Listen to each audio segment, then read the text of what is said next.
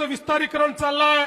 या ठिकाणी अक्कलकोट रोड आणि होडगी रोडवरच्या ज्या औद्योगिक वसाहती आहेत तिथेही आपण व्यवस्थांचा विस्तार करतो।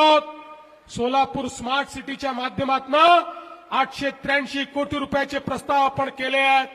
यामध्ये एनटीपीसीचं योगदान असेल 250 कोटीचं, नगरोत्थानचे 383 कोटी रुपये असतील।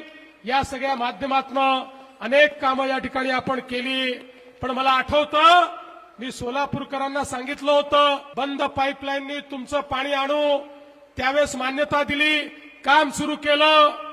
मध्यंतरीच्या काळामध्ये उद्धवजींचं सरकार आलं, नेहमीप्रमाणे त्यांनी त्या ठिकाणी स्थगिती दिली, कामाचा सत्यानाश केला। पुन्हा तुमच्या आशीर्वादाने सरकार आलं, अत्यंत वेगानं आपण त्या पाईपलाईनचं काम पूर्ण केलं आणि आता दुसऱ्या टप्प्यामध्ये आम्ही पाईपलाईनचं काम करून थांबलो नाही। 850 कोटी रुपये पुन्हा सोलापूरला मी दिले, त्याचंही टेंडर काढलं। सोलापूरकरांना माझा शब्द आहे, आमच्या या टेन्युअरमध्ये सोलापूरच्या प्रत्येक घरामध्ये दररोज पिण्याचं स्वच्छ पाणी आणल्याशिवाय आम्ही आता थांबणार नाही। एकही घर सोलापूरचं सुटणार नाही। प्रत्येक घरामध्ये पिण्याचं पाणी आम्ही त्या ठिकाणी आणू।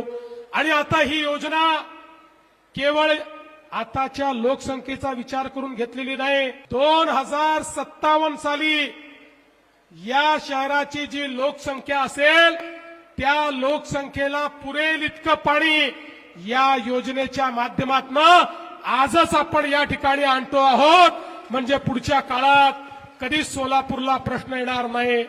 मलनिस्सारणाचा प्रकल्प या ठिकाणी आपण दिला, 442 कोटी रुपये त्याकरता दिले। विद्यमान मलनिस्सारण व्यवस्थेत सुधारणा आपण करतो, 187 कोटी रुपये त्याला दिले। शिवछत्रपती महाराजांचा चौक, रूपा भवानी चौक, इंदिरानगर, शानदार चौक, मोलाली चौक, camp, Sangameshwar college, railway station, Mahatma Gandhi प्राणी संग्रहालय, लिंबयवाडी, रामवाडी, विजापूर रोड, आसरा, या सगळ्या भागामध्ये मोठ्या प्रमाणात हा विस्तार आपण सुरू केलेला आहे।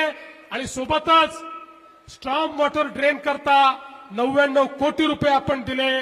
सोलापूर शहरामध्ये अंतर्गत रस्ते करण्याकरता 227 कोटी रुपये आपण दिले।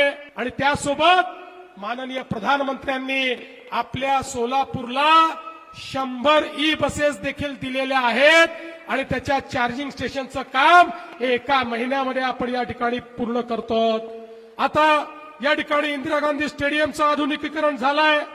मोठ्या प्रमाणात जुन्या चाळी ज्या आहेत या चाळींच्या पुनर्विकासाच्या संदर्भात आपल्याला कल्पना आहे, उद्धवजींच्या काळात काही चुकीचे निर्णय झाले, ते निर्णय देखील आम्ही या ठिकाणी बदलणार आहोत आणि त्यांच्याही विकासाला मोठ्या प्रमाणात चालना देण्याचं काम आम्ही करणार आहोत।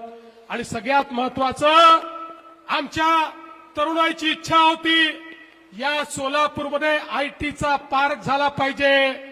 आयटी पार्ककडे वाटचाल सुरू झाली, जागा निश्चित झाली, जागा अलॉट करून त्या ठिकाणी एक आधुनिक आयटी पार्क तयार करून सोलापूरच्या तरुणांना याच सोलापूरमध्ये काम आपण मिळवून देणार आहोत।